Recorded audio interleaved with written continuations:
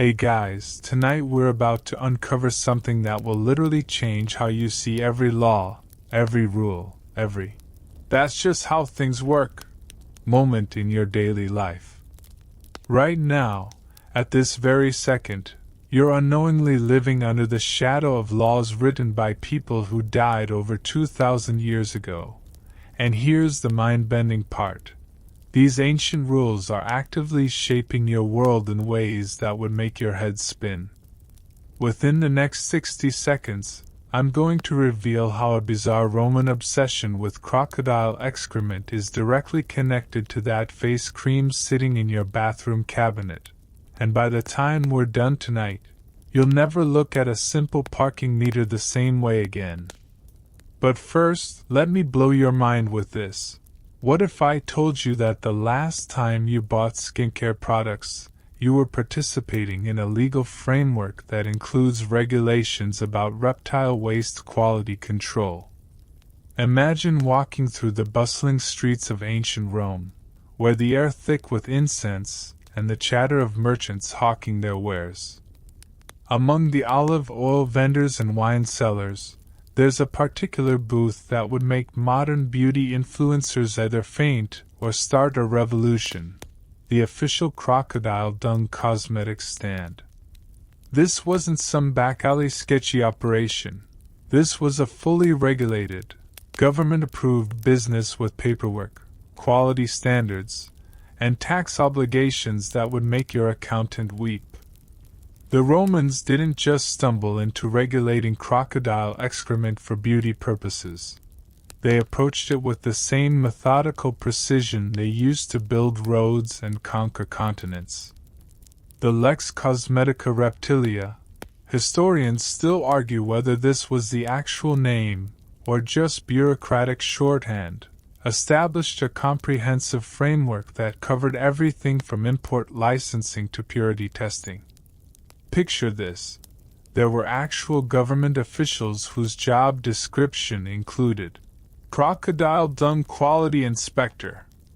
Someone had to wake up every morning, put on their toga, and head off to work knowing they'd spend their day authenticating reptile waste for the beauty industry. What makes this absolutely fascinating is how seriously they took it. Different grades of crocodile dung commanded different prices. Premium now crocodile excrement was the Chanel of ancient skincare, while lesser river species were more like your drugstore brands. There were official standards for aging, moisture content, and even seasonal variations. Spring dung was considered superior to winter dung, apparently because of dietary changes in the crocodile's feeding patterns. Fast forward through the collapse of empires, the rise and fall of civilizations, 2 world wars, the invention of the internet, and somehow, echoes of these regulations still pulse through modern Italian cosmetic law. Buried in subsection 47C of current Italian health codes, there's language about traditional organic compounds of historical significance that legal scholars trace directly back to Roman beauty regulations. Modern cosmetic companies operating in Italy still follow procurement and safety protocols that would be recognizable to a Roman aedile. This isn't just some quirky historical footnote. It's a perfect example of how legal systems evolve by layering new rules on top of old ones rather than starting fresh. Every time lawmakers update regulations, they're essentially playing the world's most boring game of telephone, where ancient Roman bureaucrats are still whispering instructions about crocodile dung quality control into the ears of modern Italian health inspectors. Consider the absurdity. That little warning label on your moisturizer, the one that lists ingredients and potential allergens, is the direct descendant of Roman efforts to prevent citizens from accidentally rubbing contaminated reptile waste on their faces. The fundamental principle remains unchanged. If you're going to sell something for people to smear on their skin, the government wants to know what's in it, where it came from, and whether it meets established safety standards. So, before you get comfortable, take a moment to like the video and subscribe, but only if you genuinely enjoy what I do here. Drop a comment with your location and local time. I love seeing how this community spans across continents and time zones, all connected by our shared fascination with the weird persistence of ancient wisdom. The most remarkable aspect isn't that these laws survived, it's that they actually work. Modern quality control systems, whether they're testing face cream or food additives, follow the same basic logic that Roman officials used when evaluating crocodile dung: establish standards, verify sources, document everything, and hold someone accountable if things go wrong. Now dim the lights, maybe turn on a fan for that soft background hum, and let's ease into tonight's journey together. Tonight's exploration will take us through 10 of these legal time capsules, each one a thread connecting our modern world to civilizations that measured time by sundials and thought the Earth was the center of the universe.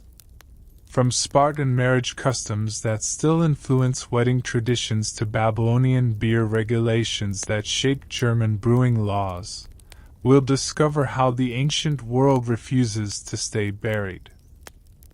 Picture yourself standing in the shadows of Mount Taygetus, where the morning mist clings to ancient olive groves and the sound of bronze-tipped spears clashing against shields echoes through valleys that have witnessed ceremonies so bizarre they'd make modern wedding planners question their career choices. What you're about to discover will fundamentally alter how you view every wedding you've ever attended, because buried within our most cherished romantic traditions lies a practice that began with literal kidnapping, and the legal framework that made it not just acceptable, but mandatory. Ancient Sparta wasn't just about warriors and abs that could grate cheese. It was a society built on laws so specific and strange that they regulated everything from how you could cry at funerals to the exact method by which a man could legally abduct his future wife. The Retra of Lycurgus didn't just suggest marriage customs. It mandated them with the kind of legal precision that would make modern contract lawyers weep with admiration. Here's where your brain might start doing backflips. The Spartan practice of harpagmos, ritualized bride kidnapping, wasn't some barbaric free-for-all.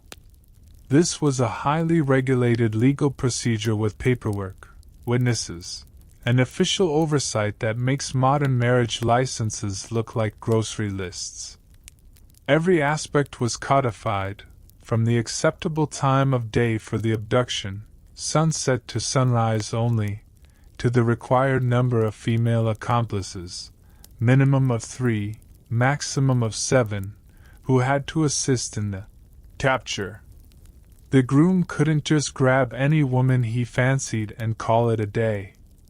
Oh no, Spartan law required extensive pre-negotiation between families, formal agreements about dowries and property rights, and even background checks to ensure genetic compatibility for producing future warriors. The actual kidnapping was essentially elaborate theater, a legal performance where everyone knew their roles and the outcome was predetermined. But here's the twist that'll make you rethink every wedding tradition you've ever witnessed. Elements of this ritualized abduction ceremony survived the fall of Sparta, traveled through centuries of cultural evolution, and quietly embedded themselves into modern wedding customs in ways that would shock the average bride-to-be. Take the tradition of carrying the bride over the threshold. That's not just romantic symbolism. It's a direct descendant of Spartan abduction rituals where the groom had to physically transport his captured bride to demonstrate his strength and commitment. The practice of the bride's father, giving her away, echoes the formal transfer of guardianship that concluded Spartan marriage negotiations. Even the custom of bridesmaids wearing similar dresses to the bride originated from the need for female accomplices to confuse potential rival suitors during the ceremonial kidnapping. Modern Greek communities, particularly in rural areas of the Peloponnese, still practice versions of these customs that legal anthropologists trace directly back to ancient Spartan law. The Kravati ceremony, where unmarried women throw rose petals and coins on the marriage bed, includes specific ritualistic elements that mirror the post-abduction ceremonies described in ancient legal texts.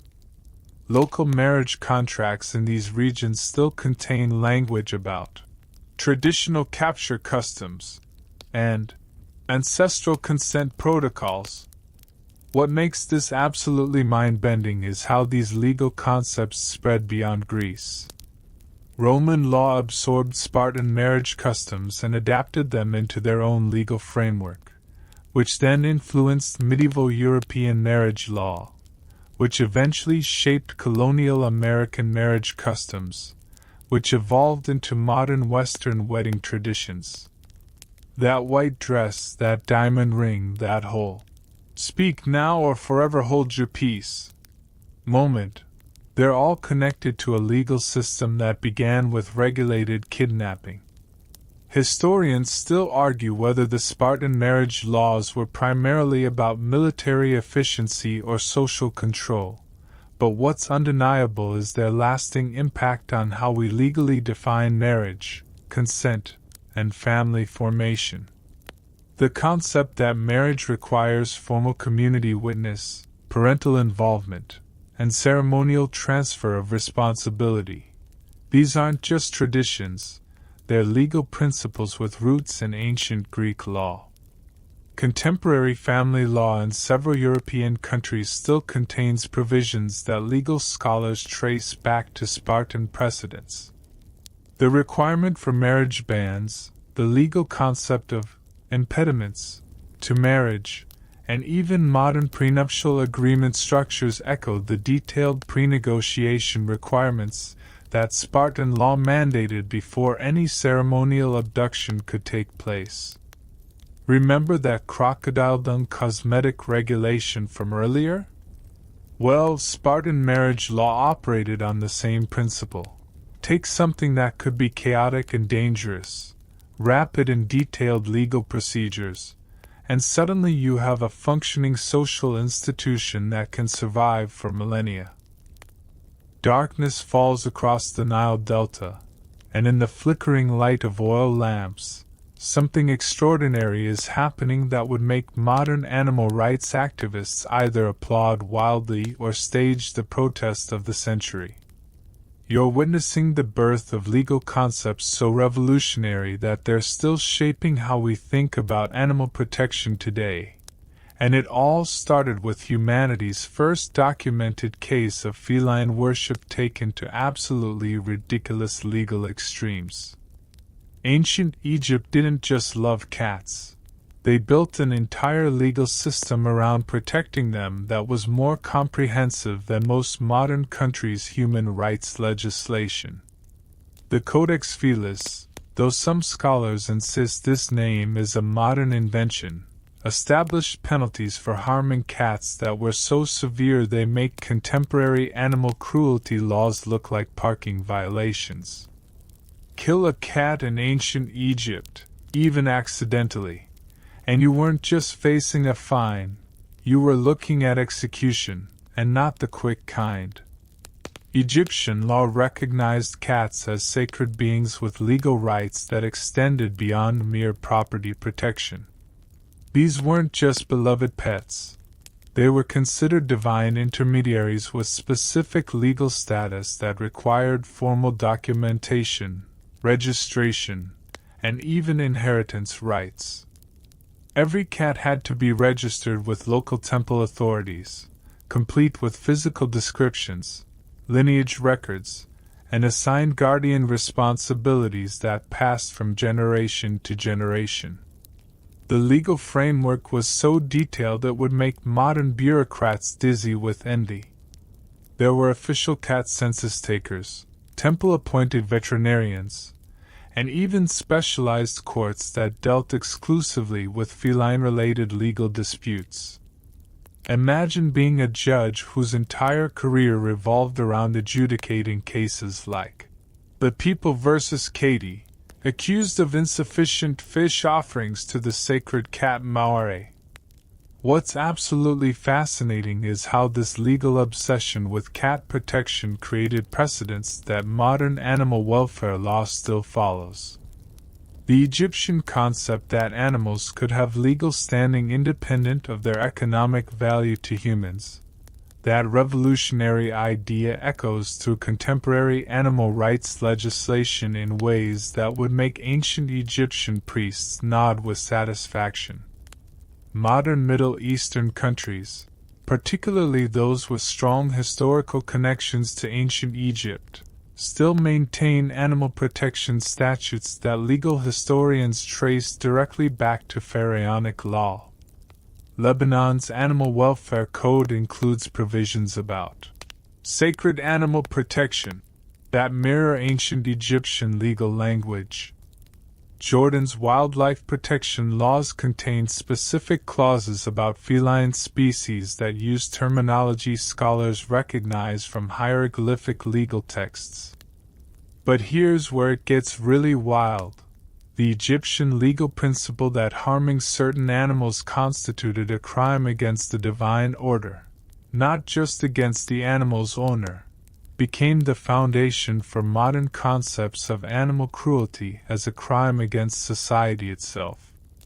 When you see news stories about people being prosecuted for animal abuse even when they own the animal, you're witnessing the legal descendant of Egyptian cat protection laws. The ancient Egyptians established the first known animal welfare inspection system, with temple officials conducting regular household visits to ensure cats were being properly cared for. These inspectors had legal authority to remove cats from inadequate homes, impose fines for substandard care, and even require cat owners to attend educational sessions about proper feline nutrition and housing. Consider the absurdity. Ancient Egypt had mandatory cat care education programs 3,000 years before most countries had basic literacy programs. They were issuing certificates of competency for cat ownership, while most of the world was still figuring out agriculture. Egyptian legal texts describe elaborate funeral requirements for cats that included mummification, ceremonial burial, and mandatory mourning periods for the human family. Failure to properly mourn a deceased cat could result in legal penalties, and there are documented cases of people being prosecuted for insufficient grief displays at cat funerals. The ripple effects of these laws traveled far beyond Egypt's borders. Greek and Roman legal scholars studied Egyptian animal protection statutes and adapted elements into their own legal systems.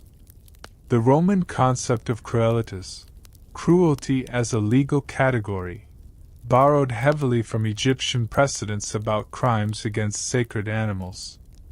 Historians still argue whether Egyptian cat worship was primarily religious or practical. Cats did protect grain stores from rodents, but the legal innovations they created to protect these animals established principles that modern animal welfare law continues to build upon. The idea that society has an interest in preventing animal cruelty, regardless of ownership, traces directly back to Egyptian legal philosophy. Contemporary animal protection organizations often cite Egyptian legal precedents when arguing for expanded animal rights. The concept that animals deserve legal protection based on their intrinsic value rather than their utility to humans. That's pure ancient Egyptian legal theory, dressed up in modern language and applied to contemporary situations. Steam rises from massive bronze vats in the heart of ancient Babylon, where the air thick with barley and hops carries the scent of humanity's first attempt at regulating something that would eventually become Germany's national obsession. What you're about to discover will forever change how you look at that beer in your fridge, because every sip you take is governed by legal principles that King Hammurabi carved into stone over 4,000 years ago. And those principles are still dictating what can and cannot go into your drink today. Mesopotamian brewers weren't just making beer.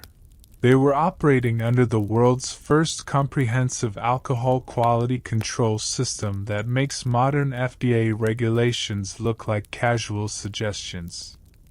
The Code of Hammurabi didn't mess around when it came to beer. It established specific penalties for watering down beer, drowning, selling bad beer, forced consumption of your own product until death, and even charging incorrect prices, having your hand cut off, which really puts modern customer service complaints in perspective. Law 108 of Hammurabi's code specifically addressed tavern keepers who accepted grain instead of money for beer, while Law 109 dealt with tavern owners who allowed criminals to gather in their establishments. But here's the kicker that'll make your head spin. Law 110 established quality standards for beer that included specific gravity measurements, fermentation time requirements, and ingredient purity standards that German brewers would later adopt almost word for word. Ancient Babylonian beer inspectors carried official measuring devices and had legal authority to shut down breweries that failed to meet established standards. These weren't casual taste testers. They were government officials with specialized training in fermentation science, equipped with standardized testing procedures that included density measurements, color comparisons, and even primitive chemical analysis using plant-based indicators. The Babylonian approach to beer regulation was revolutionary because it treated brewing as both an art and a science requiring legal oversight. They established the first known brewing licenses, required brewers to register their recipes with temple authorities, and even mandated specific training periods before someone could legally operate a brewery. Imagine having to get a government permit just to ferment some barley in your backyard. Fast forward through millennia of cultural evolution, and you'll find these ancient Babylonian beer laws living on in the most unexpected place: Germany's famous Reinheitsgebot, or beer purity law. When German brewers in 1516 established their legendary regulations limiting beer ingredients to water, hops, malt, and yeast, they were essentially translating Hammurabi's quality standards into medieval German. Modern German brewing law still contains language that legal historians trace directly back to Babylonian precedents. The concept that beer quality is a matter of public safety requiring government oversight, the idea that brewing ingredients should be regulated and standardized, and even the principle that beer pricing should be subject to legal controls. These are all Babylonian legal innovations that survived the rise and fall of empires. European Union beer regulations, which govern brewing standards across dozens of countries, incorporate quality control principles that scholars recognize from cuneiform legal texts. The requirement for ingredient labeling, the establishment of alcohol content standards, and even the legal definition of what constitutes beer versus other fermented beverages. These regulatory frameworks echo ancient Mesopotamian legal philosophy. But here's where it gets absolutely mind-bending.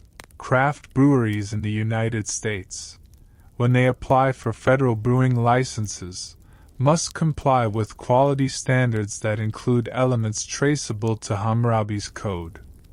The requirement to maintain detailed production records, the mandate for consistent alcohol content, and the prohibition against using certain additives. These aren't just modern safety measures, they're legal principles that began with Babylonian stone tablets. Historians still argue whether Hammurabi's beer laws were primarily about taxation, public health, or social control, but their influence on modern brewing regulation is undeniable. The fundamental principle that alcoholic beverage production requires government oversight and standardization. That's pure Babylonian legal theory, refined through 4 millennia of cultural evolution. Contemporary brewing industry associations often reference ancient Mesopotamian quality standards when lobbying for regulatory changes.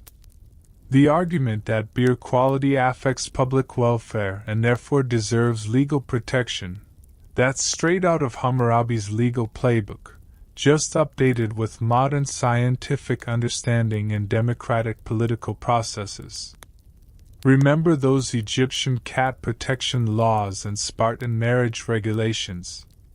Well, Babylonian beer law operated on the same principle of taking something potentially chaotic and wrapping it in detailed legal procedures that could survive cultural upheaval and technological change. Blood and sand swirl beneath the Mediterranean sun as crowds roar their approval. But what you're witnessing isn't just entertainment. It's the birth of the world's first professional athlete pension system, complete with disability benefits, retirement planning, and healthcare coverage that would make modern sports agents weep with envy. The Roman gladiatorial system wasn't just about brutal combat. It was a sophisticated legal framework for managing professional fighters that established precedents still governing how we treat athletes today. Gladiators weren't slaves thrown into arenas to die for public amusement. Well, not all of them. Many were professional athletes operating under contracts so detailed they'd make NFL agreements look like napkin scribbles. The Lex Gladiatoria established comprehensive legal protections for fighters that included performance bonuses, medical care, training stipends, and even retirement benefits that kicked in after a certain number of victories or years of service. Roman law recognized gladiators as specialized professionals with specific legal rights that extended far beyond basic property protections. Free gladiators could negotiate their own contracts, choose their fighting styles, and even refuse certain matches under specific circumstances. They had legal representation, standardized pay scales, and access to the ancient world's equivalent of workers' compensation. The Ludus system, gladiator schools, operated under strict legal regulations that required owners to provide adequate housing, nutrition, medical care, and training facilities. These weren't just fight clubs. They were licensed professional training academies with government oversight, standardized curricula, and even graduation requirements. Gladiator school owners had to maintain detailed records of each fighter's health, training progress, and combat performance.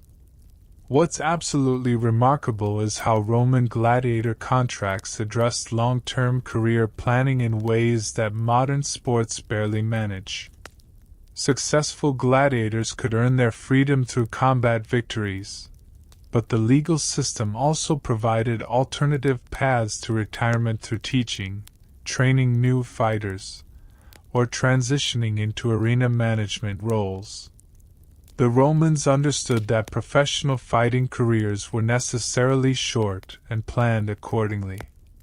Ancient Roman gladiator medicine was so advanced that modern sports medicine still references techniques developed in gladiator schools. The medicus gladiatorum, gladiator doctors, were highly trained specialists who developed surgical procedures, rehabilitation protocols, and injury prevention strategies that influenced medical practice for centuries. These weren't just battlefield medics. They were sports medicine pioneers with legal authority to remove fighters from competition for health reasons. The legal framework extended to post-career support in ways that would make modern athletes jealous. Retired gladiators received land grants, business licenses, and even government positions based on their combat records. The Roman state recognized that society had invested in these fighters' training and therefore had an obligation to support them after their fighting days ended. Modern professional sports contracts contain elements that legal scholars trace directly back to Roman gladiator agreements. The concept of performance bonuses, the idea that athletes deserve medical care for career-related injuries, and even the principle that professional sports organizations have ongoing obligations to retired players. These are all Roman legal innovations adapted for contemporary use. European football leagues operate under regulations that echo Roman gladiator law in surprising ways.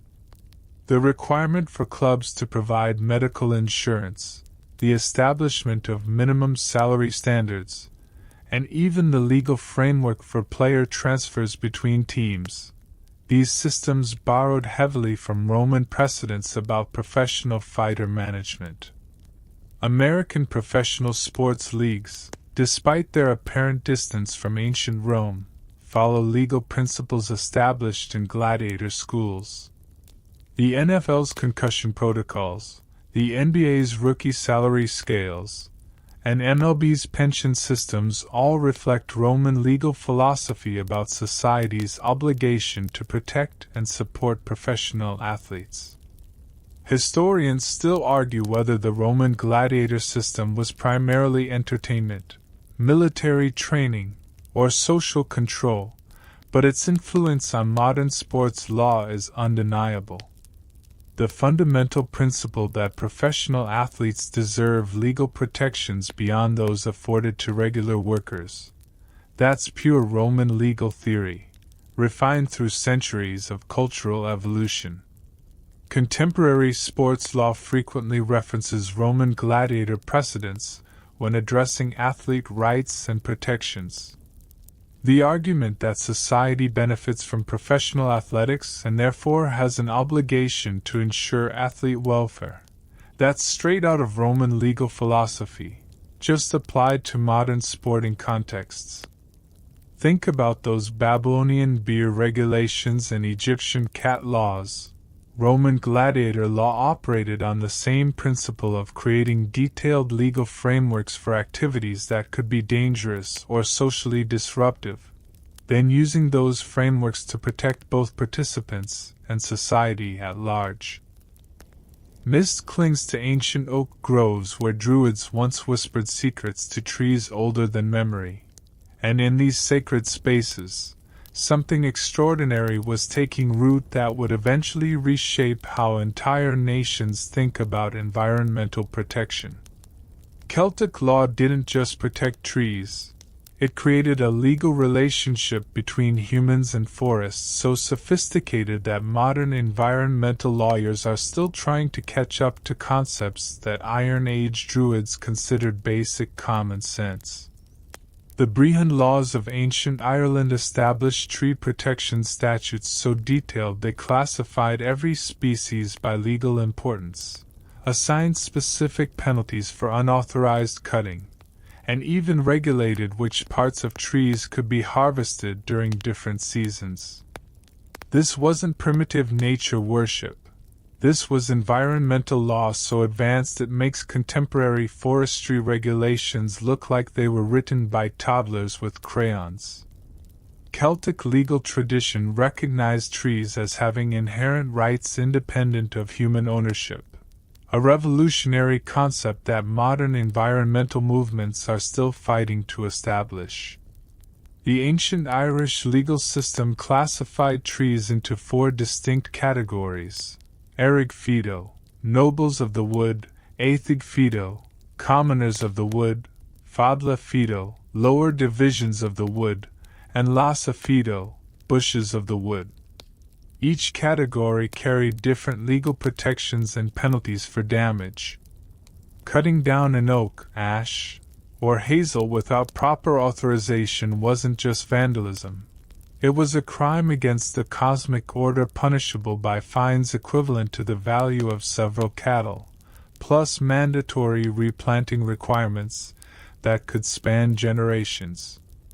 The legal system required anyone who damaged a protected tree to plant replacement trees and tend them until they reached maturity, creating environmental restoration obligations that modern courts are just beginning to implement. Ancient Celtic law established the world's first known environmental impact assessment requirements. Before any major construction project or land clearing could begin, Druids had to conduct detailed surveys of existing tree populations, assess the ecological consequences of proposed changes, and develop mitigation plans that maintained forest health. These weren't casual consultations. They were legally mandated environmental reviews with binding authority. The Celtic legal concept of duthkas, the relationship between people and their ancestral lands, included specific obligations to maintain forest cover for future generations. This wasn't just property law. It was intergenerational environmental justice that held current landowners legally responsible for preserving natural resources for people not yet born. Modern Irish environmental legislation still contains language that legal scholars trace directly back to Brehon law precedents. The Irish Heritage Act includes provisions about traditional forest protection that mirror ancient Celtic legal concepts about tree preservation. Contemporary Irish forestry regulations require environmental impact assessments that follow procedures remarkably similar to those described in medieval legal texts. European Union environmental directives incorporate tree protection principles that echo Celtic legal philosophy in ways that would make ancient Druids nod with approval. The concept that forests have intrinsic value beyond their economic utility, the idea that environmental damage requires restoration rather than just financial compensation, and the principle that land use decisions should consider long-term ecological consequences. These are all Celtic legal innovations adapted for modern environmental challenges. What's absolutely mind-bending is how these ancient tree protection laws influenced environmental movements far beyond Ireland. When environmental activists argue that nature has rights independent of human interests, they're essentially advocating for legal principles that Celtic Druids established over 1,000 years ago. Contemporary environmental law in several countries includes rights of nature, provisions that legal historians trace back to Celtic precedents. New Zealand's recognition of forest ecosystems as legal entities, Ecuador's constitutional rights for nature, and even some American municipal ordinances recognizing ecosystem rights. These modern legal innovations echo ancient Celtic legal philosophy about the inherent legal standing of natural systems. The Celtic approach to environmental protection was revolutionary because it treated ecological preservation as a legal obligation rather than a voluntary choice. Ancient Irish law required landowners to maintain forest cover, protect water sources, and preserve wildlife habitat as conditions of land ownership, concepts that modern environmental law is still struggling to implement effectively. Historians still argue whether Celtic tree protection laws were primarily spiritual, practical, or economic, but their influence on contemporary environmental legislation is undeniable.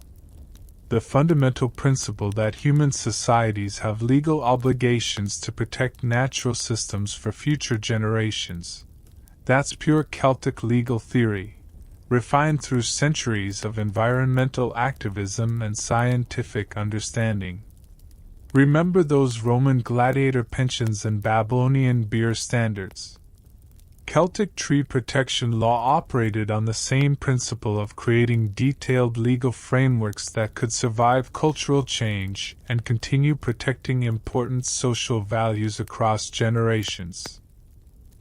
Incense burns in ancestral halls where generations of family portraits gaze down with expectations so heavy they could crush modern therapy sessions, and in these sacred spaces, ancient Chinese law created obligations between the living and the dead that still govern inheritance disputes, family responsibilities, and elder care across Asia today. What you're witnessing isn't just cultural tradition, it's a legal system so comprehensive that it makes contemporary family law look like a rough draft written during a coffee break. Confucian legal philosophy didn't just suggest that children should respect their parents. It mandated specific behaviors with criminal penalties that would make modern helicopter parents seem laid back by comparison. The Li, ritual propriety laws, established detailed requirements for how children must care for aging parents, honor deceased ancestors, and maintain family lineage that carried the force of imperial law backed by the full power of the Chinese state. Ancient Chinese law required adult children to provide not just financial support for elderly parents, but specific types of care including daily personal attention, regular health monitoring, and emotional comfort measured by quantifiable standards. Failure to visit parents frequently enough wasn't just poor manners, it was a criminal offense punishable by exile, property confiscation, or worse.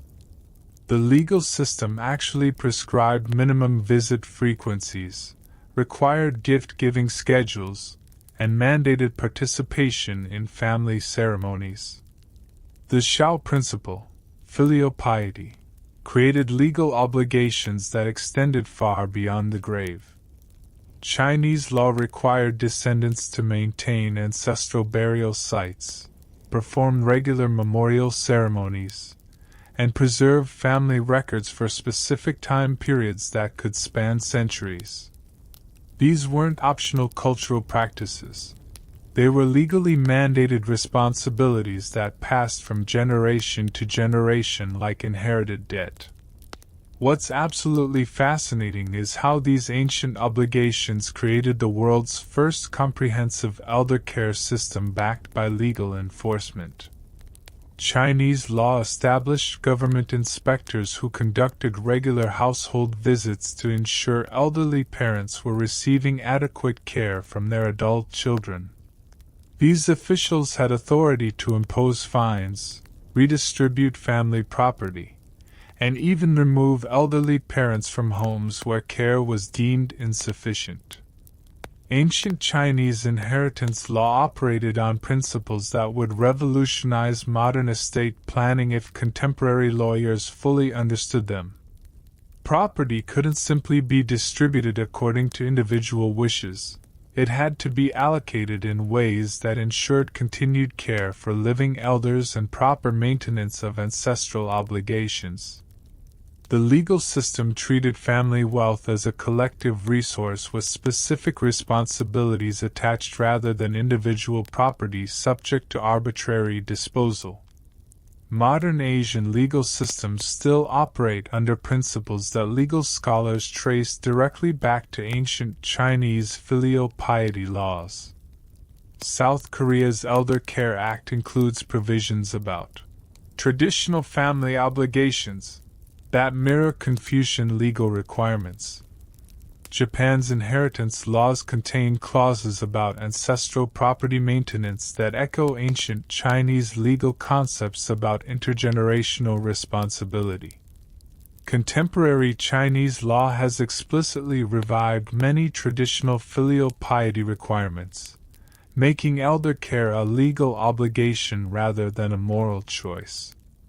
The 2013 amendment to China's law on protection of the rights and interests of the elderly requires adult children to visit their elderly parents, frequently, and provides legal remedies for parents who feel neglected by their children.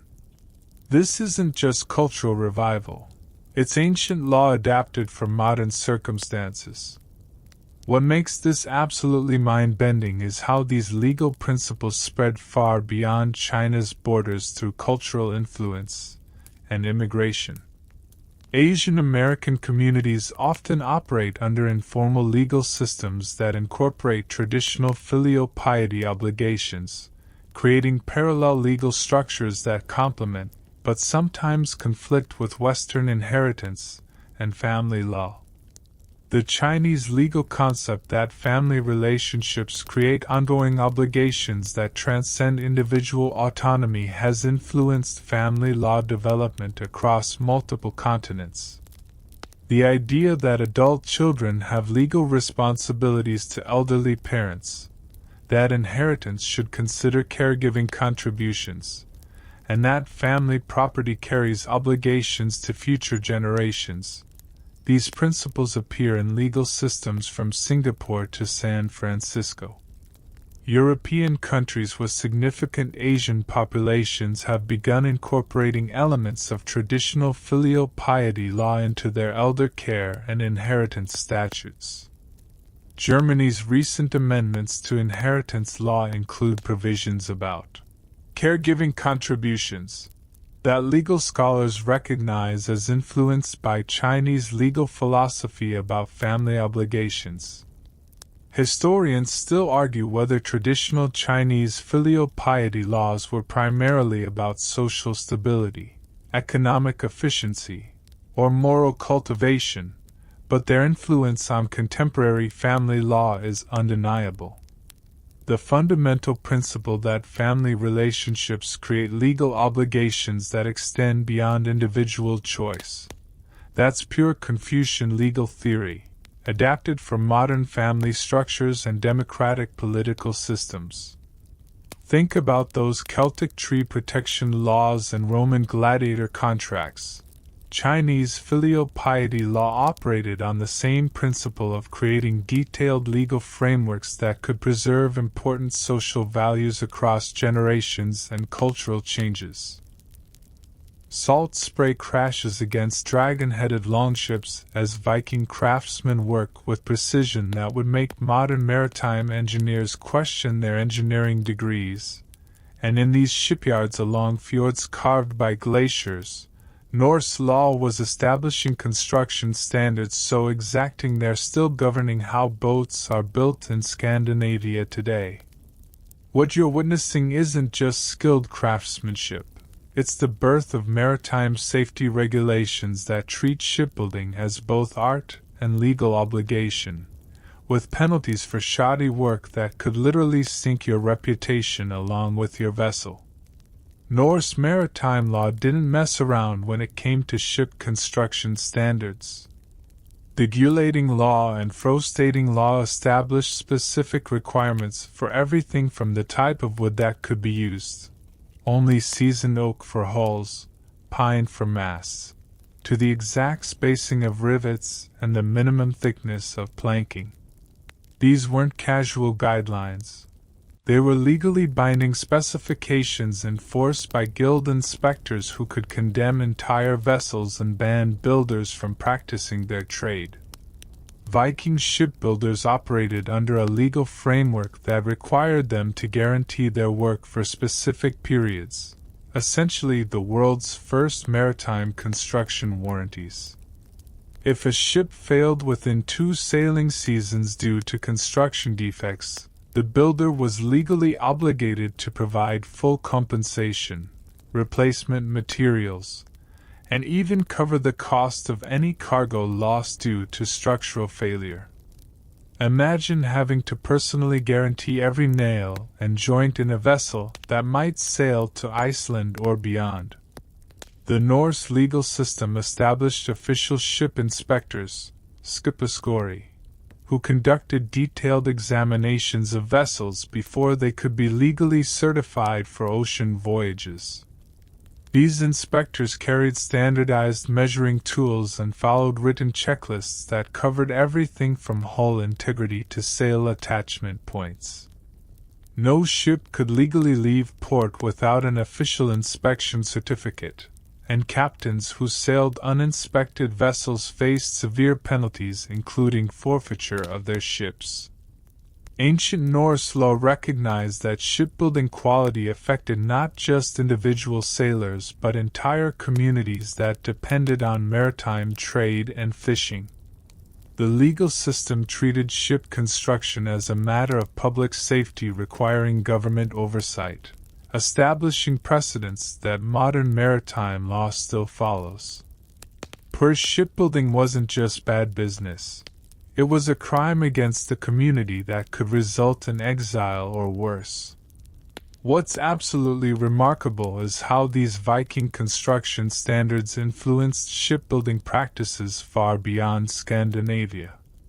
Norse shipwrights carried their legal traditions and technical standards throughout their trading networks, establishing construction requirements that spread from Greenland to Constantinople.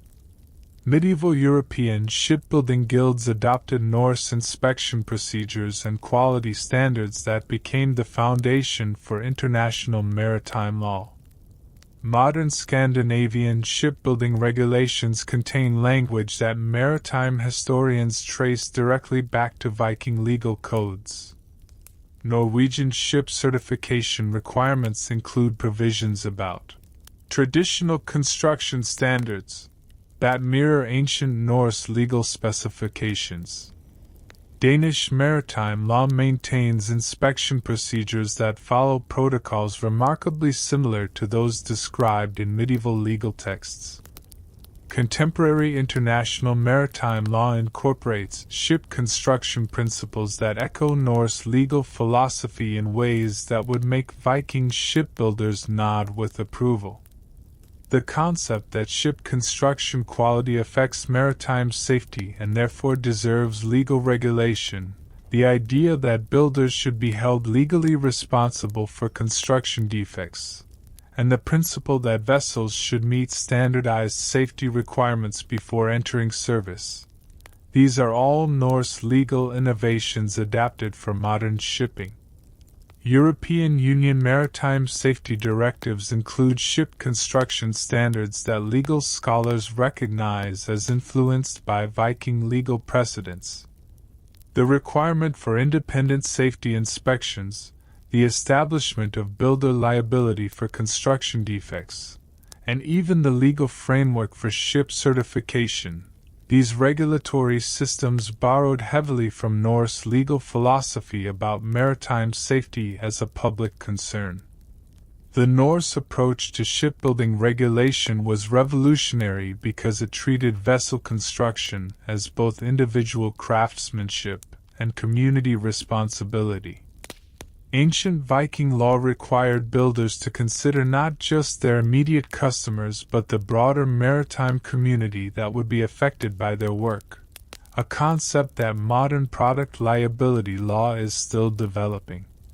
What makes this absolutely mind-bending is how these ancient construction standards continue to influence modern boat building in ways most people never realize. When you see a CE marking on a European-built boat, or when maritime insurance companies require specific construction certifications, you're witnessing the legal descendants of Viking shipbuilding standards that began in medieval Norwegian fjords.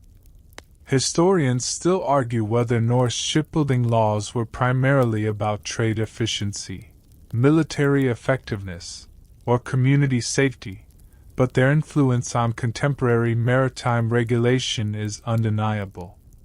The fundamental principle that ship construction quality is a matter of public concern requiring legal oversight. That's pure Viking legal theory, refined through centuries of maritime development and international cooperation. Dawn breaks over the vast marketplace of Tenochtitlan, where the scent of chocolate mingles with exotic spices and the sound of thousands of voices creates a commercial symphony that would make Wall Street traders weep with envy. Beneath the surface of this bustling trade hub, something revolutionary was happening that would eventually reshape how entire nations think about fair commerce, and the legal framework governing every price tag, every market transaction, every anti-monopoly law you encounter today can trace its DNA back to feathered officials walking between floating vendor stalls with the power to execute merchants for overcharging. Aztec commercial law wasn't just about keeping markets orderly. It was a comprehensive economic control system that regulated everything from cacao bean exchange rates to the maximum profit margins allowed on obsidian blades. The Tlatelolco market operated under legal codes so detailed they specified not only what could be sold, but exactly how much profit merchants could make, which days certain goods could be traded, and even the physical layout of vendor stalls to prevent unfair competitive advantages.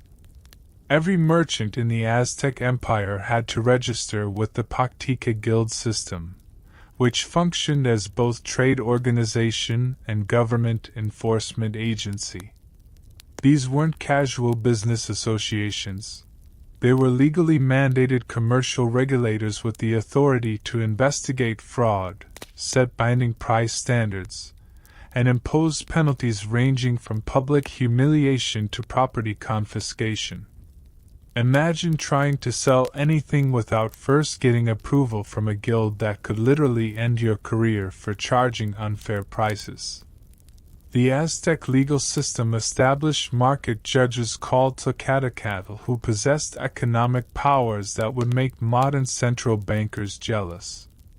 These officials could instantly adjust prices across entire market sectors, investigate complex commercial disputes involving multiple trading partners, and even manipulate currency exchange rates by controlling the supply of standardized cacao beans used as legal tender.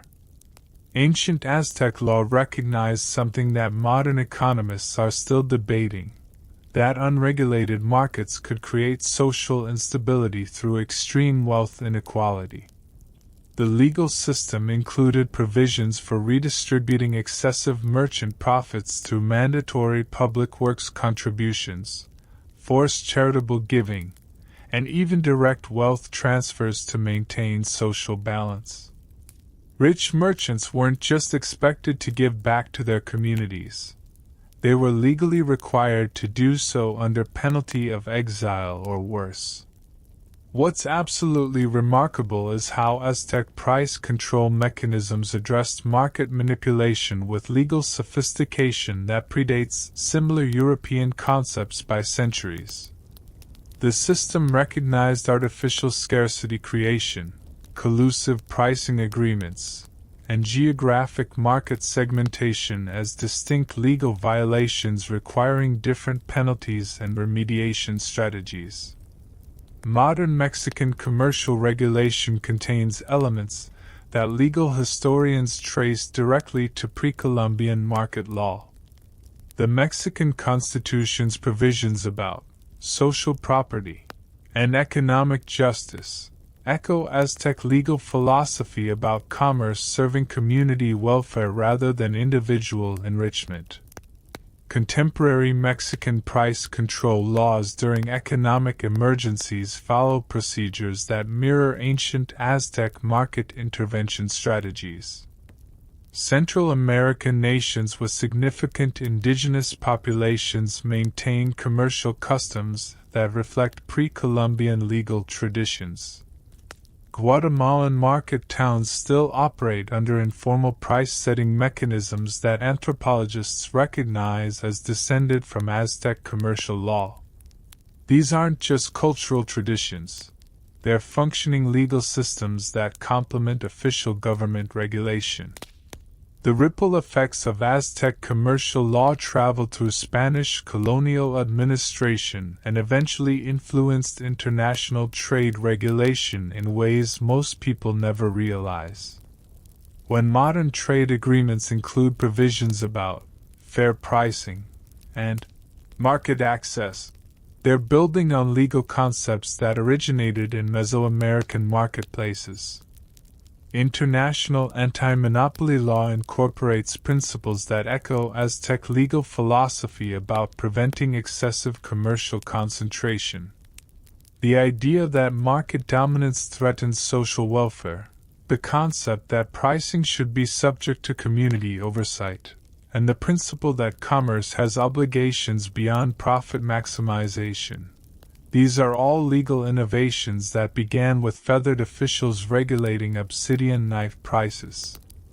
Historians still argue whether Aztec market regulation was primarily about social control, economic efficiency, or religious obligation, but its influence on contemporary commercial law is undeniable. The fundamental principle that markets require government oversight to serve public welfare. That's pure Aztec legal theory, refined through centuries of economic development and democratic governance. Consider how those Viking shipbuilding standards and Chinese filial piety laws created lasting legal frameworks. Aztec commercial regulation operated on the same principle of treating potentially disruptive activities as matters requiring detailed legal oversight for community protection. Dust swirls across the ancient Persian royal road where mounted messengers thunder past mile markers that stretch from Sardis to Susa, and along this 1,600-mile highway, something extraordinary was taking shape that would fundamentally alter how civilizations think about infrastructure responsibility. What you're witnessing isn't just impressive engineering.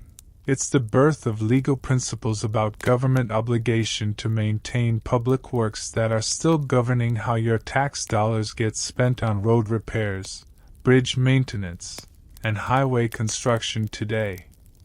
King Darius I didn't just build the royal road. He created the world's first comprehensive infrastructure maintenance law that established legal obligations for road upkeep, traveler safety, and public works funding that makes modern transportation departments look like they're operating with training wheels. The Behistun inscription and related administrative texts describe a legal framework so sophisticated it regulated everything from pothole repair schedules to the quality of roadside rest stations. Persian law established the revolutionary concept that governments had legal obligations to maintain public infrastructure rather than just building it and walking away. The royal road system operated under detailed maintenance contracts that specified repair standards, inspection frequencies, and even seasonal maintenance requirements that varied based on local climate conditions. Provincial governors who allowed roads to deteriorate faced severe penalties, including removal from office and personal financial liability for repair costs. The Persian system created the world's first highway patrol, mounted inspectors who traveled designated route sections conducting regular assessments of road conditions, bridge safety, and rest station quality. These officials had legal authority to order immediate repairs, impose fines on negligent local administrators, and even requisition materials and labor from nearby communities for emergency maintenance projects. Ancient Persian law recognized that reliable transportation infrastructure was essential for economic prosperity, military security, and social cohesion, concepts that modern transportation policy is still trying to fully implement. The legal system treated road maintenance as a fundamental government responsibility comparable to national defense, establishing precedents for public infrastructure investment that influence legal systems across multiple continents. What's absolutely mind-bending is how Persian infrastructure law addressed funding mechanisms with sophistication that would impress modern municipal finance experts. The system established dedicated road maintenance taxes, created reserve funds for emergency repairs, and even developed early versions of toll collection to generate ongoing revenue for highway upkeep. Local communities along the Royal Road had legal obligations to contribute labor and materials for maintenance projects in exchange for the economic benefits of reliable transportation access. Persian administrative documents describe elaborate quality control procedures for road construction and maintenance that included standardized specifications for road width, surface materials, drainage systems, and bridge load capacities. These weren't casual guidelines. They were legally binding engineering standards enforced by imperial inspectors who could halt construction projects and demand complete reconstruction if work failed to meet established criteria. Modern Middle Eastern countries with historical connections to the Persian Empire still maintain infrastructure laws that legal scholars trace back to ancient Persian precedents. Iran's current highway maintenance regulations include provisions about traditional road obligations that mirror ancient Persian legal concepts about government infrastructure responsibility. Turkey's transportation laws contain language about public works maintenance that echoes Persian legal philosophy. European infrastructure law incorporates maintenance principles that reflect Persian legal innovations in ways that would make ancient Persian administrators nod with recognition. The concept that governments have ongoing obligations to maintain public works, the idea that infrastructure quality affects economic development, and the principle that transportation systems require dedicated funding mechanisms. These are all Persian legal concepts adapted for modern democratic governance. Contemporary American transportation law follows legal principles established on the Persian Royal Road over 2 millennia ago. When state transportation departments conduct regular highway inspections, maintain bridge safety standards, and allocate dedicated funding for road maintenance, they're following procedures that Persian administrators developed for managing the ancient world's most sophisticated transportation network. The Persian approach to infrastructure law was revolutionary because it treated public works maintenance as a legal obligation rather than a political choice.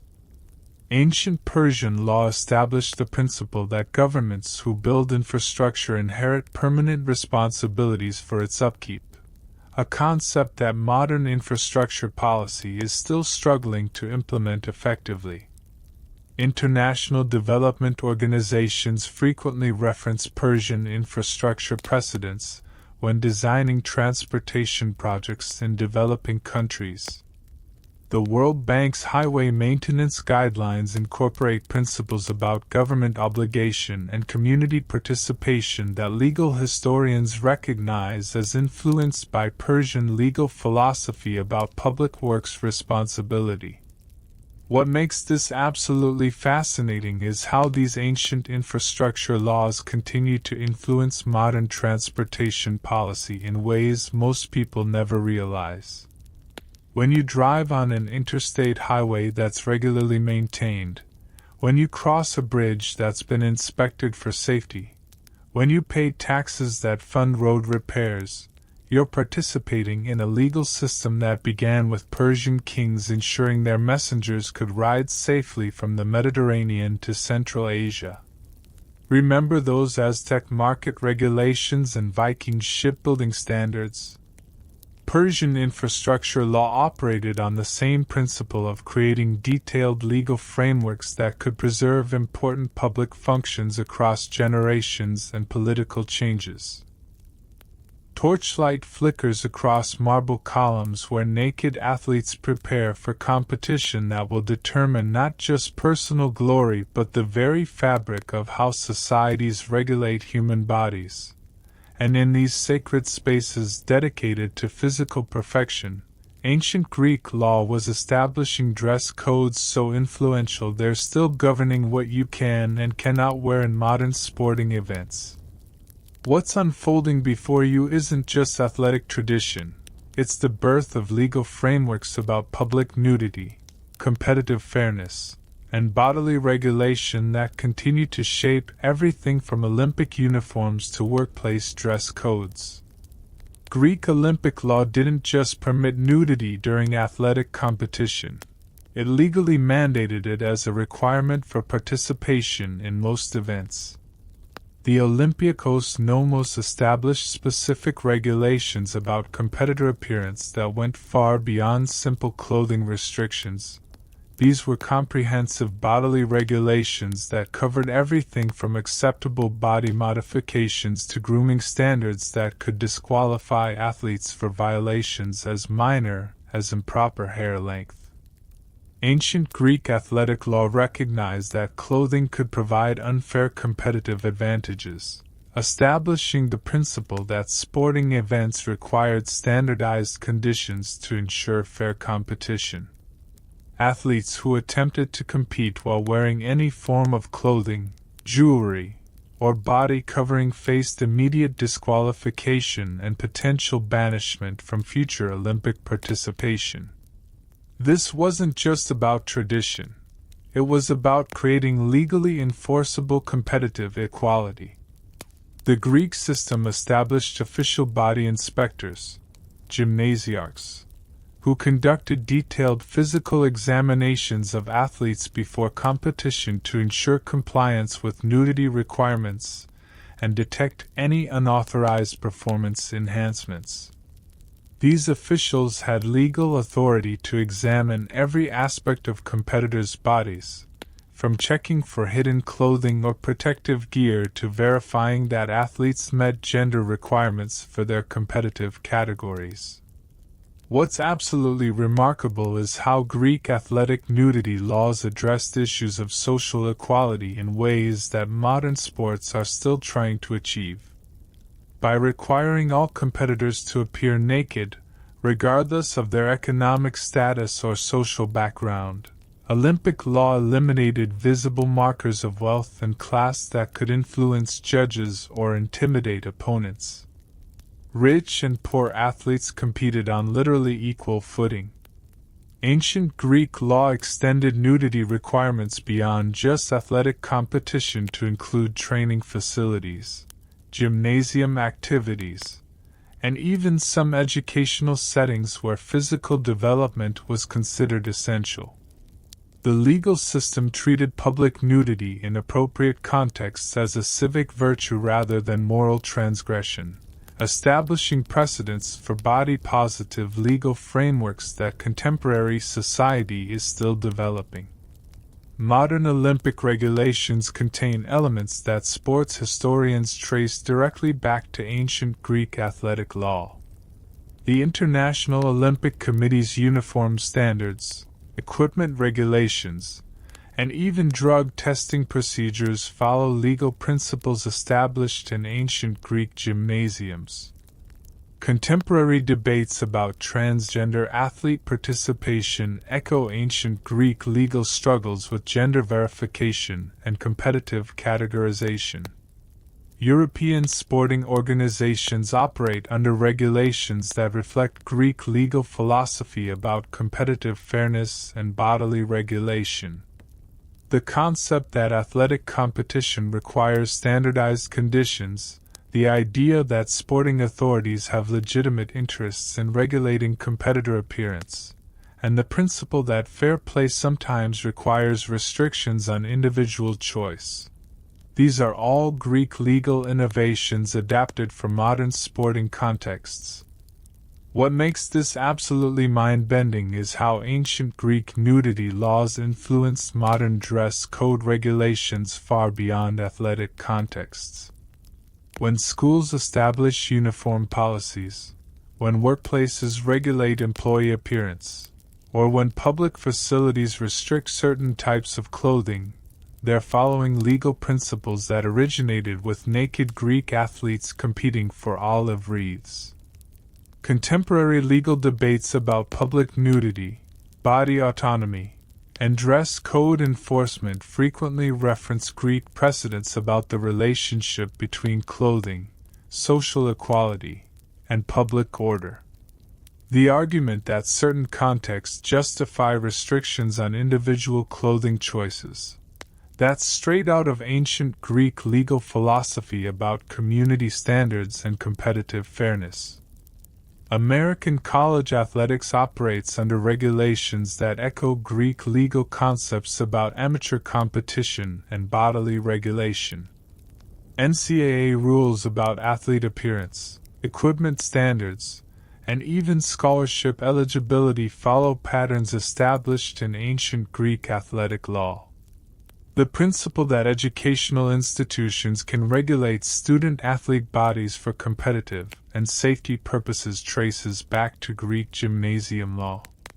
Historians still argue whether Greek athletic nudity was primarily about religious ritual, competitive fairness, or social control, but its influence on modern sporting regulation is undeniable. The fundamental principle that athletic competition justifies restrictions on individual bodily autonomy.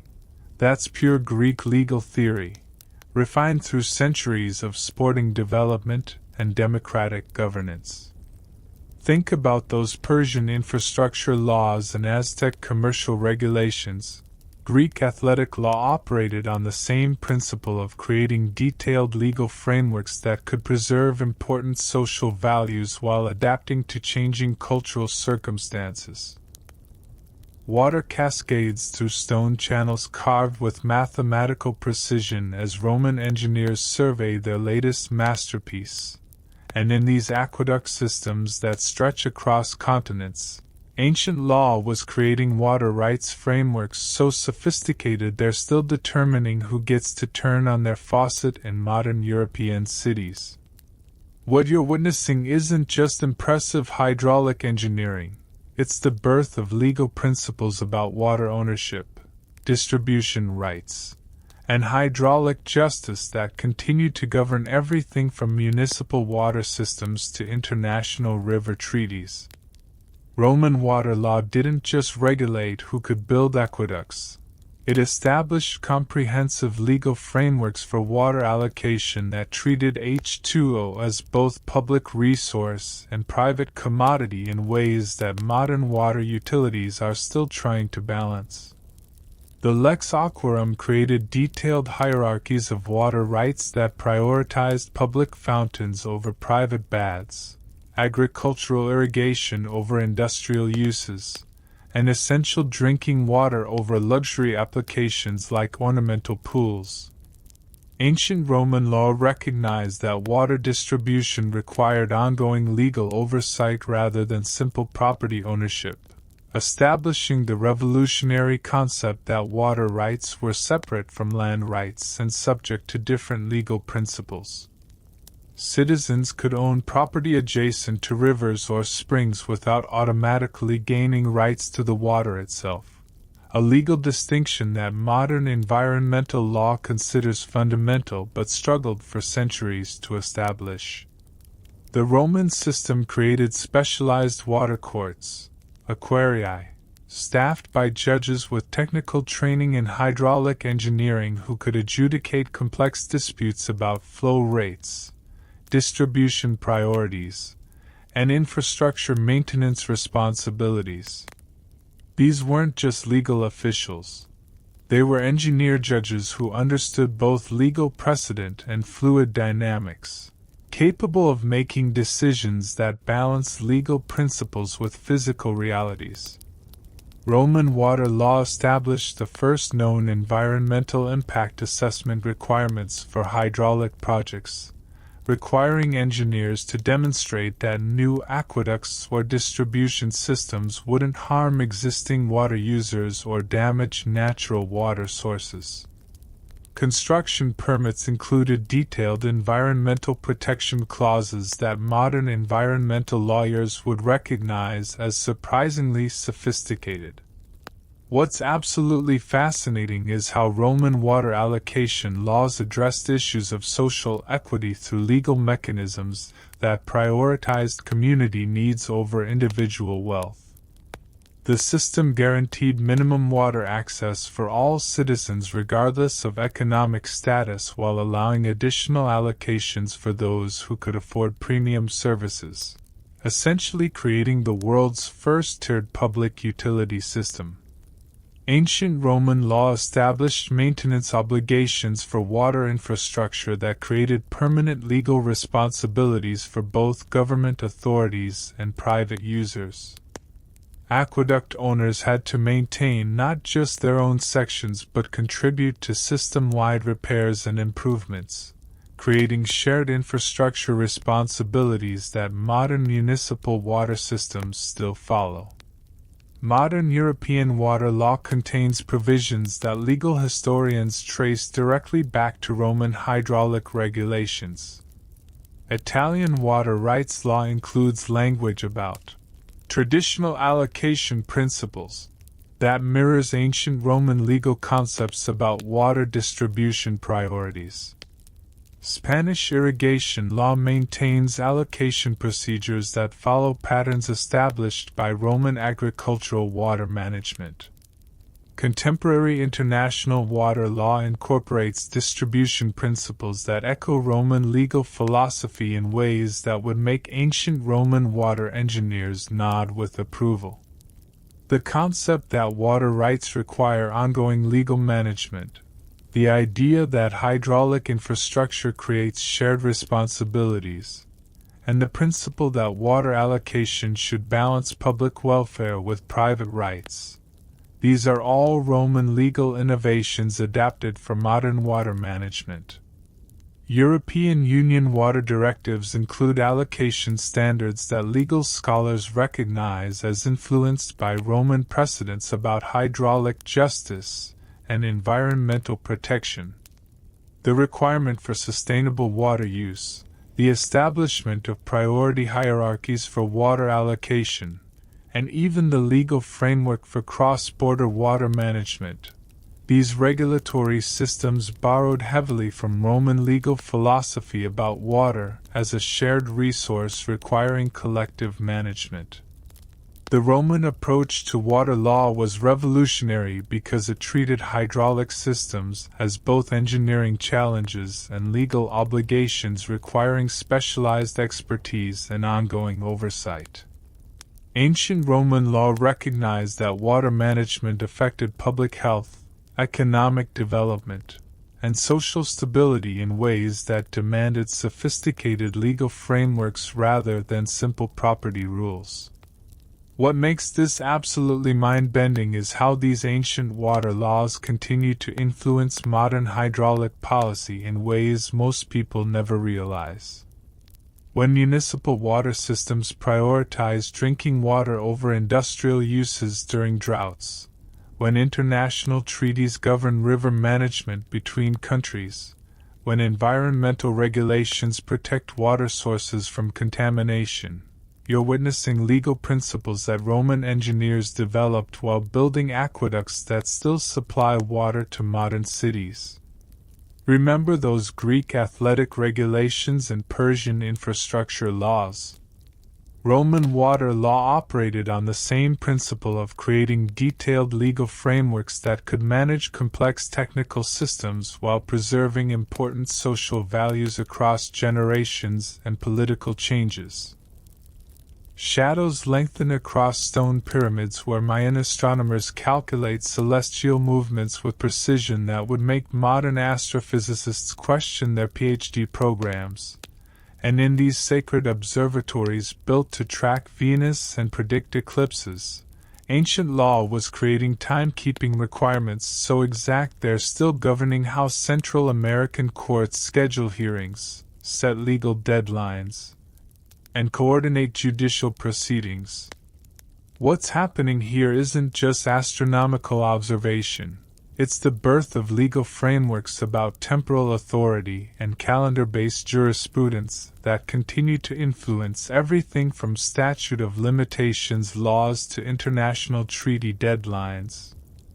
Mayan legal systems didn't just use calendars to track time. They created comprehensive temporal regulations that made specific days legally significant for different types of court proceedings, contract negotiations, and administrative decisions. The Tzolk'in's sacred calendar and Hab's solar calendar weren't just religious or agricultural tools.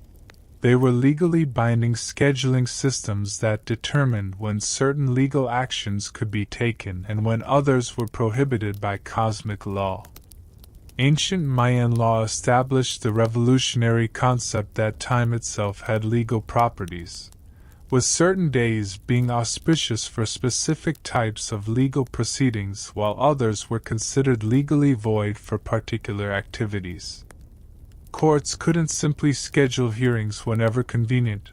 They had to consult astronomical calculations and calendar priests to ensure proceedings occurred during temporally appropriate periods. The Mayan system created specialized calendar courts staffed by priest judges who possessed both legal training and astronomical expertise necessary to coordinate complex scheduling requirements across multiple calendar systems. These officials had authority to postpone legal proceedings based on celestial observations, reschedule contract deadlines to align with favorable calendar periods, and even nullify agreements made during astronomically inappropriate times. Mayan legal documents from sites like Palenque and Copan describe elaborate scheduling protocols that required legal proceedings to be coordinated with agricultural cycles, religious festivals, and astronomical events in ways that modern court administrators would find impossibly complex. Imagine trying to schedule a trial while considering not just lawyer availability but also Venus retrograde periods and eclipse predictions. What's absolutely remarkable is how Mayan temporal law addressed issues of legal predictability through astronomical precision that made court scheduling more reliable than weather-dependent agricultural societies typically achieved. By tying legal deadlines to celestial events rather than arbitrary human decisions, the system created scheduling frameworks that couldn't be manipulated by powerful individuals or political pressure. Ancient Mayan law established statute of limitations periods based on calendar cycles rather than simple day counts, creating legal timeframes that aligned with natural rhythms and astronomical observations. Different types of legal claims had different calendar-based expiration dates that required specialized knowledge to calculate accurately, making legal timing a technical specialty requiring both legal and astronomical training. Modern Central American legal systems still operate under scheduling principles that legal anthropologists trace back to Mayan calendar law. Guatemala's court system includes provisions about traditional scheduling customs that reflect pre-Columbian legal concepts about temporally appropriate proceedings. Belize maintains legal deadline calculations that follow patterns established by ancient Mesoamerican calendar systems. Contemporary international law incorporates temporal principles that echo Mayan legal philosophy about the relationship between celestial cycles and human legal obligations. When international treaties include provisions about natural deadline periods, or when diplomatic negotiations are scheduled around astronomical events, they're following legal concepts that originated in Mayan observatory courtrooms. What makes this absolutely mind-bending is how Mayan calendar law influenced Spanish colonial legal administration, which then shaped Latin American judicial systems, which eventually contributed to international legal scheduling protocols. Modern international court systems that coordinate proceedings across multiple time zones and cultural calendar systems are using organizational principles that began with Mayan priest judges consulting Venus tables to schedule property disputes. European Union legal systems include scheduling regulations that legal historians recognize as influenced by colonial-era adaptations of indigenous American temporal law.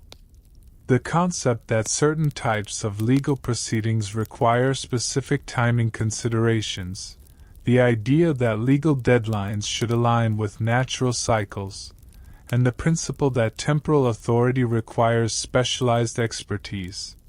These are all Mayan legal innovations adapted for modern judicial administration.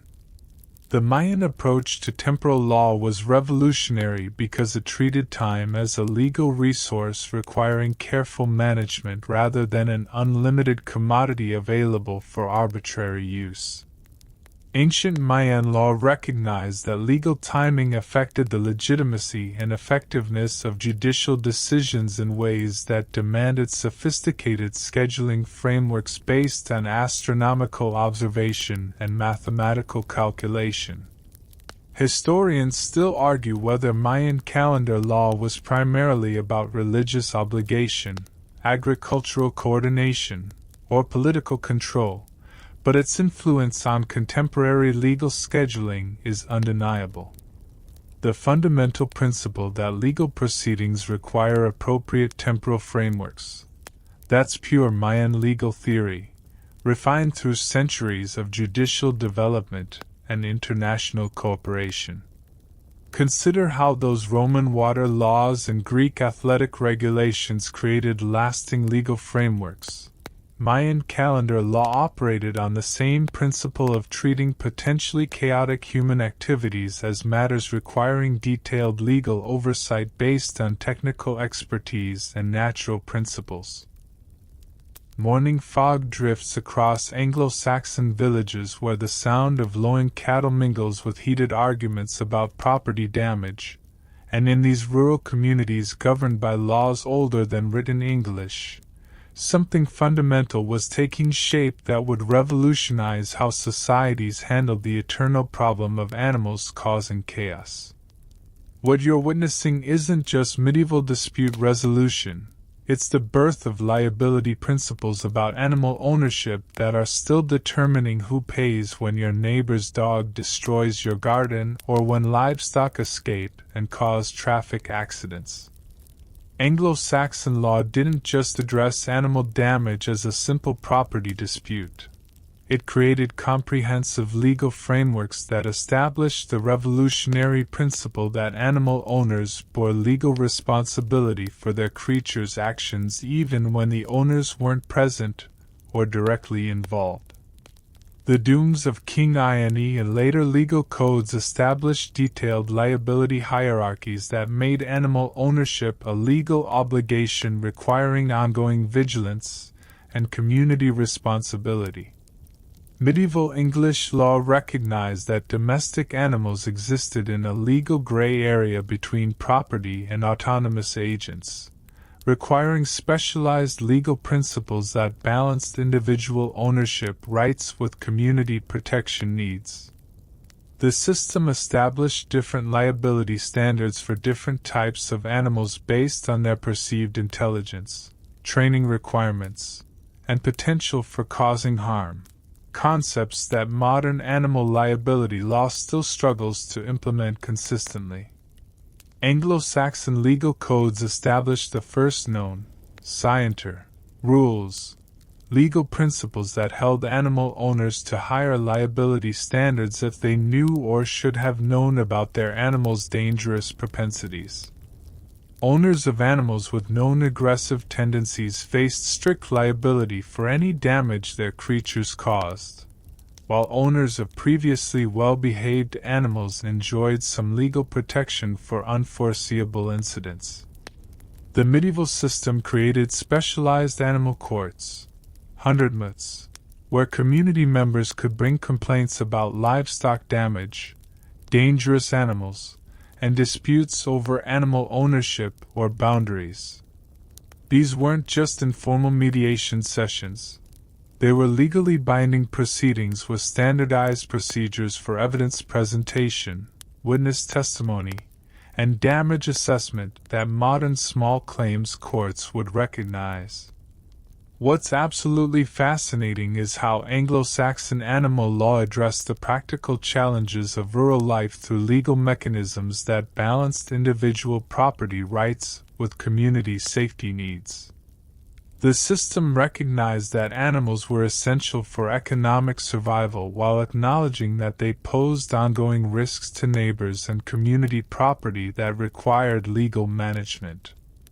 Ancient English law established detailed compensation schedules for different types of animal damage that considered not just immediate property loss but also long-term economic consequences like crop destruction during critical growing periods. The legal system required animal owners to provide security bonds or community guarantees that ensured their ability to pay for potential future damage caused by their livestock. Modern British property law contains provisions that legal historians trace directly back to Anglo-Saxon animal liability principles. English tort law includes language about traditional animal keeping obligations that mirrors medieval legal concepts about owner responsibility for creature behavior. Scottish agricultural law maintains liability standards that follow patterns established by ancient Celtic and Anglo-Saxon legal systems. Contemporary American animal liability law operates under principles that reflect Anglo-Saxon legal philosophy in ways that would make medieval English farmers nod with recognition. When dog bite statutes hold owners strictly liable for their pets' aggressive behavior, when livestock owners face legal responsibility for animals that escape and cause traffic accidents, or when homeowners' insurance policies include animal liability coverage, these are all legal concepts that began in Anglo-Saxon village courts. What makes this absolutely mind-bending is how these ancient animal liability principles spread through English common law and eventually influenced legal systems across multiple continents. Modern animal control ordinances, pet ownership regulations, and even wildlife management laws follow legal frameworks that originated with medieval English farmers arguing about pig damage to vegetable gardens. International animal welfare law incorporates liability principles that echo Anglo-Saxon legal concepts about the relationship between animal ownership and community responsibility. The idea that animal owners have ongoing legal obligations that extend beyond their immediate property, the concept that animal behavior creates legal consequences for human owners, and the principle that communities have legitimate interests in regulating animal keeping. These are all Anglo-Saxon legal innovations adapted for modern urban environments. The Anglo-Saxon approach to animal law was revolutionary because it treated animal ownership as creating ongoing legal relationships rather than simple property possession. Medieval English law recognized that animals could act independently of their owners' direct control while maintaining that ownership created permanent legal responsibilities that couldn't be escaped through ignorance or absence. European Union animal welfare directives include liability standards that legal scholars recognize as influenced by Anglo-Saxon precedents about owner responsibility and community protection. The requirement for animal registration, the establishment of owner liability for animal damage, and even the legal framework for dangerous animal regulation. These regulatory systems borrowed heavily from medieval English legal philosophy about animal keeping as a community concern. Remember those Mayan calendar laws and Roman water regulations. Anglo-Saxon animal liability law operated on the same principle of creating detailed legal frameworks that could manage the intersection between individual rights and community welfare while adapting to changing social and economic circumstances. Golden light filters through the windows of Byzantine workshops where artisans weave silk threads worth more than their weight in gold.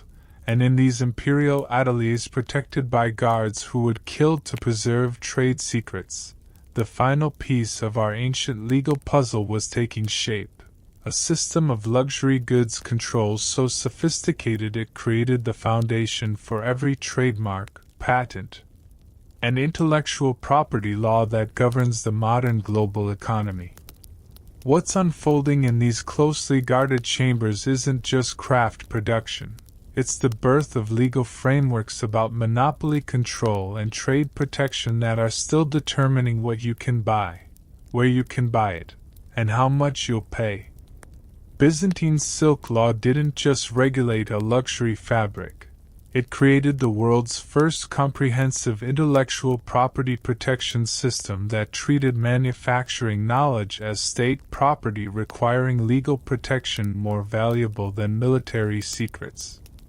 The Pragmatic Sanction on Silk established legal frameworks that controlled every aspect of silk production from silkworm breeding to final garment construction, creating monopoly protections so complete they make modern pharmaceutical patents look casual by comparison.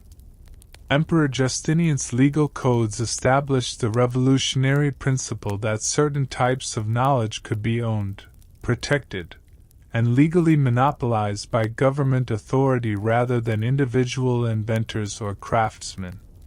Silk production techniques weren't just trade secrets. They were state intellectual property protected by laws that imposed death penalties for unauthorized disclosure and made industrial espionage a crime against the empire itself.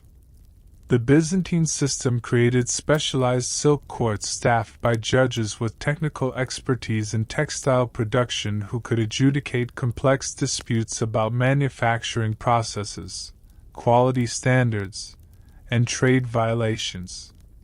These officials had authority to inspect workshops, examine production techniques, and even conduct primitive forensic analysis to detect counterfeit silk products or unauthorized manufacturing methods. Byzantine law established the first known trademark protection system through imperial silk seals that certified authentic products and protected consumers from inferior imitations. Every piece of genuine Byzantine silk carried official markings that guaranteed its origin, quality, and compliance with imperial manufacturing standards, creating brand protection mechanisms that modern luxury goods companies still follow.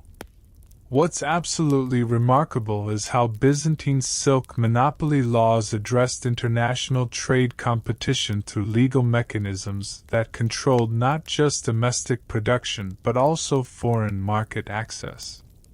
The empire used silk trade regulations as diplomatic tools, granting or restricting access to luxury markets based on political relationships and strategic considerations that modern trade negotiators would recognize as surprisingly sophisticated. Ancient Byzantine law recognized that luxury goods markets required different legal frameworks than basic commodity trade, establishing precedents for premium product regulation that treated high-value items as strategic resources deserving special legal protection. The system balanced consumer protection with producer rights in ways that modern intellectual property law is still trying to achieve. Modern European trademark law contains provisions that legal historians trace directly back to Byzantine silk regulations. Italian luxury goods protection laws include language about traditional craft monopolies that mirrors ancient Byzantine legal concepts about artisan knowledge protection. French fashion industry regulations maintain quality control procedures that follow patterns established by Byzantine imperial workshops. Contemporary international intellectual property law operates under principles that reflect Byzantine legal philosophy in ways that would make ancient silk merchants nod with approval. When modern companies patent manufacturing processes, when luxury brands fight counterfeit products, or when international trade agreements include intellectual property protections, These are all legal concepts that began with Byzantine emperors protecting silk production secrets. What makes this absolutely mind-bending is how these ancient luxury goods laws influenced medieval European trade regulation, which shaped colonial commercial law, which eventually became the foundation for modern global intellectual property systems. Every time you see a "Made in Italy" label, every designer trademark, every patent protection, you're witnessing legal principles that originated with Byzantine silk workshops. International trade organizations frequently reference Byzantine precedents when developing intellectual property protections for developing countries. The World Trade Organization's TRIPS agreement incorporates principles about traditional knowledge protection and luxury goods regulation that legal scholars recognize as influenced by Byzantine legal philosophy about state-controlled monopolies and craft protection. The Byzantine approach to luxury goods law was revolutionary because it treated specialized knowledge as a form of property that could be owned, protected, and strategically deployed for economic and political advantage. Ancient Byzantine law recognized that intellectual property could be more valuable than physical resources and required sophisticated legal frameworks to protect and manage effectively. Historians still argue whether Byzantine silk monopolies were primarily about economic control, diplomatic leverage, or technological protection, but their influence on contemporary intellectual property law is undeniable. The fundamental principle that certain types of knowledge deserve legal protection as valuable property, that's pure Byzantine legal theory, refined through centuries of commercial development and international cooperation. As you drift toward sleep, consider the extraordinary journey we've taken together through these legal time capsules. From Roman crocodile dung regulations to Byzantine silk monopolies, from Spartan marriage kidnapping to Mayan calendar courts, we've discovered that our modern world isn't as modern as we thought. Every law, every regulation, that's just how things work. Moment in your daily life carries the DNA of ancient civilizations that solved problems we're still grappling with today. The next time you buy skincare products, attend a wedding, see a cat, drink a beer, watch sports, walk through a forest, visit elderly relatives, board a boat, shop at a market, drive on a highway, compete in athletics, turn on a faucet, check a calendar, deal with a neighbor's pet, or purchase luxury goods, remember that you're participating in legal systems that stretch back thousands of years, connecting you to people who lived by candlelight and thought the earth was flat but somehow created legal frameworks sophisticated enough to govern our smartphone-enabled, globally connected world. These ancient laws persist not because we're trapped by the past, but because human nature remains remarkably consistent across millennia. We still need rules about fairness, safety, responsibility, and community welfare. We still struggle with balancing individual rights against collective needs. We still require legal frameworks that can adapt to technological change while preserving essential social values. Tonight, as you settle into dreams, let yourself marvel at this incredible continuity of human legal wisdom. Somewhere in the darkness, ancient lawmakers are still whispering instructions about justice, fairness, and community responsibility that echo through every courtroom, every contract, every moment when we choose to follow rules rather than chaos. Sleep well, knowing that you're part of a legal tradition that connects you to every civilization that ever tried to create order from the beautiful, messy complexity of human society.